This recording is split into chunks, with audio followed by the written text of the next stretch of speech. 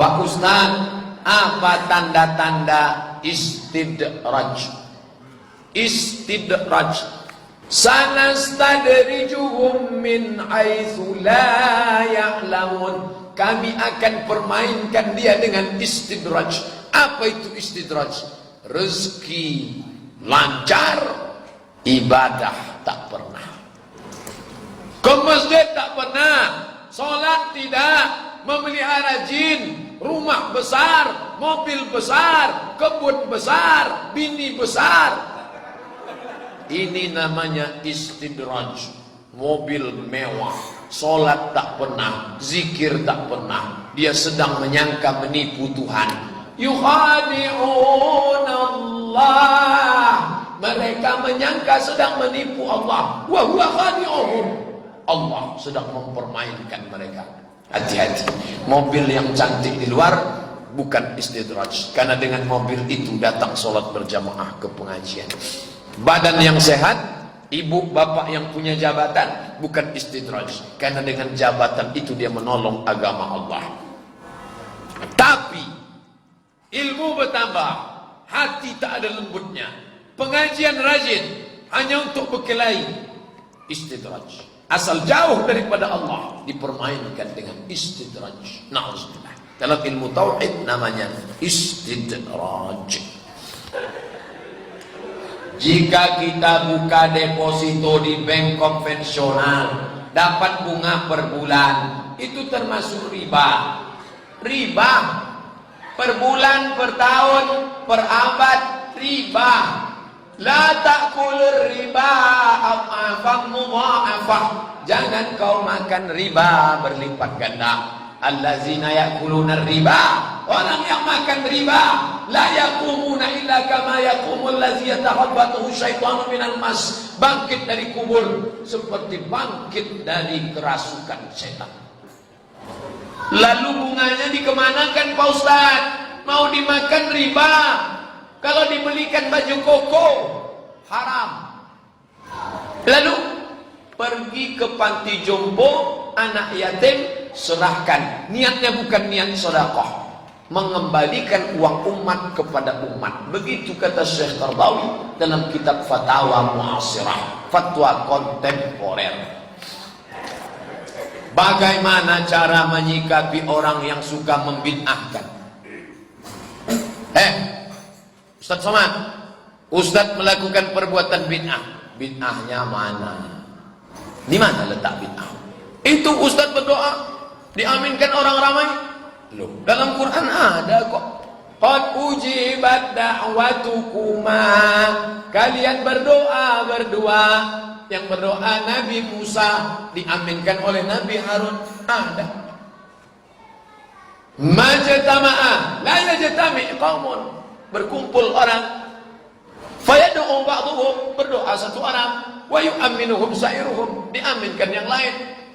Jadi jangan marah kalau ditanya orang bid'ah. Yang saya lakukan ini ada dalilnya. Kalau tak ada dalil sama sekali, bid'ah. Ustaz itu kalau mau sholat ngambil dari kantongnya batu dari Karbala. Allahu Akbar. Itu orang Syiah, itu tak ada dalilnya itu. Tak ada dalil, itu bid'ah mungkarah. Selama ada dalil tak salah. Nah, jadi Pak Ustaz, saya sudah sebutkan dalil, dia tak mau terima. Ya urusan dia. Kita tak bisa maksa orang. Nabi Muhammad aja tak bisa maksa Abu Jahal, Abu Lahab, Abu Sufyan. Apalagi kita bertemu dengan Abu-Abu. Tak bisa kita paksa itu. Saya hanya nyebutkan dalil. Nanti kita di hadapan Allah Subhanahu wa taala, "Inallahi marji'ukum jami'an." Kalian semua akan kembali kepada Allah. Fayunabbi'ukum bima kuntum fihi takhtalifun. Kalian akan melihat yang kalian perselisihkan dulu.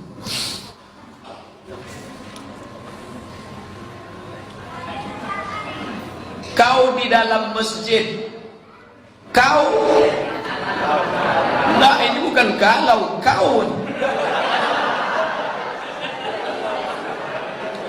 di dalam masjid cerita dunia. Gimana Pak Ustaz?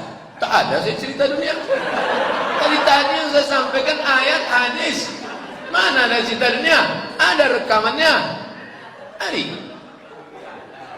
Kalau di dalam WC ada pikir berbuat kebaikan, gimana Pak Ustaz? Dibalik. Duduk di WC, terpikir nanti keluar dari WC ini aku mau sedekah. Apakah ditulis malaikat? Ya. Pikirlah yang baik-baik dalam WC. Boleh. Iza hamma a'adukum, kalau seseorang di antara kamu ingin berbuat baik, kata Allah, catat satu. Kalau jadi, catat dua. Kalau ada hambaku ingin buat dosa, jangan kau catat. Kalau jadi, catat satu. Kalau tak jadi, catat satu kebaikan. Karena dia tak jadi buat salah. Jadi maka kita disuruh berniat baik, pikir baik, buat baik. Think. Positive thinking. Berpikir. Bukan thinking. Think. T sama H itu bacanya think. Bahasa Inggris itu ada WHO, World Health Organization. Health. Ini orang health. Health neraka. Health, sehat. Where are you going? I am going to Perth. Bukan pest. Kalau pest penyakit. Perth. Makanya dalam bahasa Inggris itu ada ada workshop, shopping center. Dalam bahasa yang tak ada sin za itu bahasa Indonesia. Saya suka sama itu. Belajar bahasa Inggris, belajar bahasa Arab. Yang anak-anak muda belajar bahasa Inggris, TOEFL kalian harus skor 550. Test of English Foreign Language. Tuh, campur-campur bahasa isyarat sedikit tak apa-apa. Nampak turis aja dia ngomong. Where are you come from? Amerika. Oh, when you walking with me. Saya pernah mendengar bahwa disebutkan kita memperbanyak doa ketika sujud. Apakah di setiap sujud, Pak Ustaz? Tidak. Aqrabu ma yakunul abdu min rabbih wa huwa sajid. Orang paling dekat dengan Allah ketika sujud. Fa'aksiru fihi du'a. Perbanyaklah doa. Hadis riwayat Muslim di sujud terakhir. Sampai-sampai Aisyah mencubit tangan Nabi. Selesai solat Nabi tanya, Aisyah, kenapa kau cubit tanganku tadi? Kata Aisyah, aku sangka kau sudah sakratul maut ya Rasulullah. Saking lamanya sujud. Sujud saat tahajud malam. Adapun saat solat fardu, jangan lebih dari 10 tasbih. Kalau menurut Imam Al-Hasan Al-Basri 7 tasbih. Sebagian imam 10. Lebih daripada itu makruh. Jangan dibuat sampai 15. Bangkit pitam makmum semua gelap. Jangan. Tapi kalau solat sendiri nanti malam, buatlah panjang-panjang. Boleh berdoa di situ, doalah. Kalau pandai bahasa Arab. Kalau tak pandai bahasa Arab, doanya di dalam hati. Karena kalau sempat keluar bukan bahasa Arab, 2 suku kata batal. Adenko batal. Aku saiki batal. Halak kita sesudena batal. Bagaimana adab berdoa dilafazkan dalam hati? Lafazkan dalam hati. Tidak dilafaz. Lafaz itu di mulut. Bis adalah dalam hati. Dalam hati. Pada saat solat berjamaah hanya ada 2 orang. Jika yang jadi makmum berhadas lalu meninggalkan temannya, apakah imam tetap menjadi imam? Iyalah. Masa dia ngintip-ngintip terus? Masih imam. Masih imam. Salat aja. Tak perlu dia ghairil maghdubi alaihim waladdallin.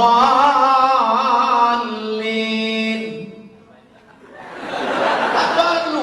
Pede aja sendiri. Apa pikirkan orang? Kita tetap imam. Lalu jika imamnya yang berhadas dan meninggalkan temannya, apakah makmum tersebut berubah niatnya jadi sholat sendirian? Tidak. Niat tidak berubah. Tetap. Sebagaimana niat di awal sholat, apakah jadi imam, apakah jadi makmum? Tetap. Imamnya batal. Lalu imamnya pergi ke kamar mandi. Lalu setelah itu dia pula menjadi makmum. Apakah berubah niat? Aku sholat sekarang jadi makmum, tadi imam. Mantan imam. Tak. Dia sholat jadi makmum. Niat yang dari awal, yang dia tadi tetap. Jadi tak ada berubah-berubahnya. Aikido. Syiah telah membunuh satu warga Ahlus Sunnah di Jawa Timur dan selalu memprovokasi bentrokan. Tapi kok seolah-olah tak ada tindakan tegas dari pemerintah? Bagaimana menurut Pak Ustadz? Apa betul berita-berita yang beredar bahwa banyak penguasa negeri ini yang sudah jadi antek-antek Syiah? Yang sudah jelas jadi anggota DPR pusat, Jalaluddin Rahman dari Dapil Jawa Barat, duduk di Komisi Pendidikan. Jelas itu. Dia penasehat Ijabi. Syiah itu tergabung dalam dua kelompok. Satu namanya Ijabi, satu namanya Abi. Hati-hati. Ini Syiah. Belum lagi yang terselubung. Syiah itu batil, Pak Ustaz. Di mana letak kebatilannya? Pada 5 poin. Yang pertama, dia menambahkan rukun iman, wajib beriman kepada imam yang 12. Siapa yang tak percaya kepada imam yang 12, kafir. Yang kedua, kata dia, hak menjadi khalifah itu hanya pada Sayyidina Ali bin Abi Thalib. Sedangkan Sayyidina Abu Bakar dan Sayyidina Umar itu perampok. Maka dia sebut Abu Bakar laknatullah alaih. Imam Ali tak salah sedikit pun. Kasus pada Syiah itu mirip dengan Kristen. Mereka mencomot Sayyidina Al-Hasan, mencomot Sayyidina Al-Husain. Imam Hasan dan Husain tak pernah mengajarkan itu. Ini jangan hati-hati masalah ini. Ustaz Abdul Somad itu anti ahlil bait. Nah, buka buku saya tulis hadis, Innal Hasan wal Husain sayyida syababi ahlil jannah. Sesungguhnya Sayyidina Al-Hasan dan Sayyidina Al-Husain pemimpin kedua pemuda penghuni surga, tapi tidak mengimamkannya lalu mengkafirkan para sahabat. Nah, ini hati-hati. Yang ketiga, dia mengatakan Quran ini palsu karena sudah diotak-atik Utsman. Yang keempat, mereka menghalalkan nikah kontrak. Siapa yang nikah kontrak 4 kali, derajatnya sama dengan Nabi. Yang kelima, mereka meyakini namanya taqiyah. Taqiyah itu kalau ada Syiah di sini, dia pura-pura membaur, mencembung lon. Di tempat coklat, dia coklat. Hijau, dia hijau. Kalau ditanya, kamu Syiah apa Sunnah? Saya ahli Sunnah. NU apa Muhammadiyah? Dia tengok banyak NU. Saya NU. Ini namanya taqiyah. Makanya sulit berdebat dengan Syiah. Tak sama dengan Kristen. Dia bomba. 2. Freemasonry, Illuminati telah menargetkan 2025 melenyapkan Indonesia dan Afghanistan. Apa yang harus kita persiapkan Pak Ustaz? Iman yang kuat, badan yang sehat, persatuan yang kokoh. Iman kuat, ngaji. Badan kuat, latihan. Nih, ikuti latihan kelas Aikido. Yang tak mau ikut impor, latihan memanah, latihan berkuda di pondok pesantren Okura, latihan silat. Ikut silat, tapi silat yang murni gerakan, jangan silat pakai jin. Ada namanya silat batin, pejamkan mata, bakar menyan. Begitu disalam, melumpek, bisa ke pokok kayu. Namanya jurus monyet, babi ngepet. Jangan, itu pakai jin. Apa betul mereka telah menguasai sistem di seluruh dunia? Ya. Syekh Ali Jarishah, dosen di Madinah, mengatakan dalam bukunya, tahun 80-an orang Yahudi sudah menguasai PBB 60%. Apalagi sekarang. Makanya mereka ribut tentang yang ada di Papua.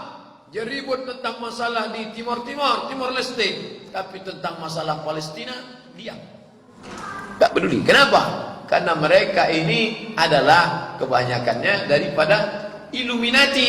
Illuminati dengan Freemasonry itu Yahudi. Itu program kemanusiaan dibalut dengan human care, peduli kepada manusia, tapi isinya Yahudi. Apa betul virus yang beredar, flu burung, babi, imunisasi sengaja dibuat mereka untuk menghancurkan Islam? Ya.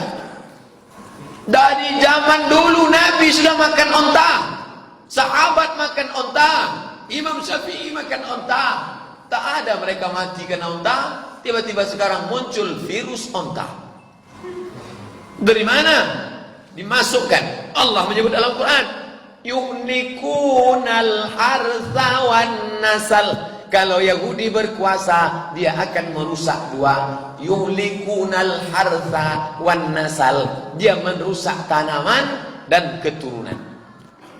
Setelah diteliti, maaf, dibuka itu pembalut, ternyata isinya bukan kapas, tapi kertas.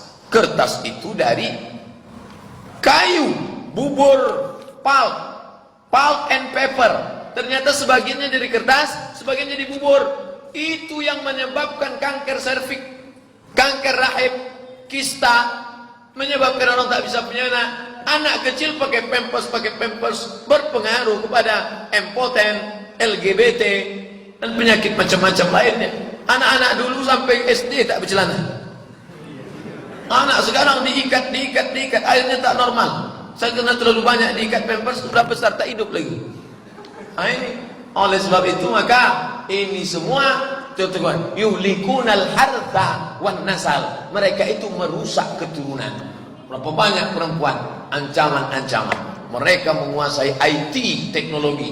Maka anak-anak umat Islam yang kuliah di fakultas teknologi, di fakultas kedokteran, di fakultas medis, yang mengkaji sains, terus kata Syekh dari yang membuat IIU, International Islamic University. Nah, itu kata dia, Islam ini akan bangkit kalau dikombinasikan antara agama dengan sains. Yang menekuni bidang kedokteran terus belajar, yang paham sains teknologi terus belajar. Nanti Islamnya akan bangkit dengan anak-anak muda yang semangat. Adapun orang tuanya, motivasi anak-anak kita belajar agama dan umum. 3. WHO, World Health Organization, Badan Kesehatan Dunia, adalah di antara salah satu bentukan untuk menguasai pasar farmasi di dunia. Ya, itu bukan isapan jempol, itu bukan isu. Dari banyaknya obat yang masuk ke kita, berapa yang sudah dapat label halal? Berapa yang terjamin tidak merusak? Berapa? Itu masih perlu penelitian yang luar biasa. Dan Ustadz tidak bisa menetapkan halal, haram. Untuk menetapkan hukum lipstik saja Ustadz tak bisa. Lalu kerjasama sama siapa? Ustadz bekerja sama dengan BPOM, Balai Pengawas Obat dan Makanan. Pak Ustadz, ternyata lipstik ini warnanya cerah, berkilau, tahan karena pakai lemak babi. Baru Ustadz menetapkan lipstik ini haram. Yang memoleskannya babi. Ada kandungan. Ini bolu. Kenapa kembang? Rupanya pengembangnya pakai tuak. Tuak itu khamar. Maka Ustadz tak tahu ada tuak di dalam. Kalau dikasih makan Ustadz, Allahumma barik lana, yummy. Diperiksa sama dokter, diambil sampelnya, ditengok, nampaknya si Manung Khalid sedang buat tuak. Tuak ini haram. Oleh sebab itu, maka di kantor MUI provinsi itu kerjasama Komisi Fatwa bekerjasama dengan BPOM. Ustadz menambah masalah. Kami ini di rumah sudah banyak masalah Pak Ustadz. Kami ingin ke masjid supaya hilang masalah. Malah datang masalah primasonri, WHO. Orang yang tidak mau masalah berarti dia tidak hidup di dunia. Dunia ini tempat masalah. Berani hidup, berani menghadapi masalah. Takut menghadapi masalah, jangan hidup. Takut hidup, mati saja. Kalau belum sampai masanya, tengok pas ada orang mati ikut. Jadi kita bukan menyelesaikan masalah yang kita selesaikan. Adapun masalah medis, kedokteran, anak-anakku, adik-adikku sekalian, kalian serius belajar. Siapa yang bisa menguploadkan video Ustadz Somad, dipotong, dibuat transkripnya, itu orang yang paham IT. Siapa yang bisa nanti menetapkan pampers ini berbahaya, ini virusnya mengandung HIV, ini. Itu anak-anak kita yang belajar agama, tapi juga paham medis. Makanya masukkan ke boarding school, Islamic school, full day. Dia belajar agama. Saya bukan menyuruh anak bapak ibu semuanya jadi ustaz. Hatinya Makkah, otaknya Jerman, kata Habibie. Ini yang kita perlukan ke depan. Masukkan dia ke MDA. Ini MDA sudah gratis. Bagi yang ada membantu, masukkan. Belajar ngaji. Hafal dia Quran. Dapatnya beasiswa dari ITB. Dapat beasiswa dari UI. Pulang dia ke Pekanbaru. Fisikanya mantap. Biologinya mantap. Tapi Quran hadisnya juga mantap. Inilah yang akan menyelesaikan masalah. Nah, sebelum dia menyelesaikan, kita telan aja lah masalah ini dulu sementara. Bapak Ibu yang dimuliakan Allah, itulah kaji kita malam ini. Buah dari pengajian ini satu. Apa itu? Amal. Kalau rajin ngaji tak beramal, gagal. Ikutilah pengajian yang melembutkan hati, mudah beramal. Ikutilah pengajian yang membuat kita sesudah mengaji makin sayang pada saudara. Kepada orang kafir tegas, kepada saudara jelas. Jangan kepada saudara keras, kepada kafir mesra. Itu bukan orang Islam.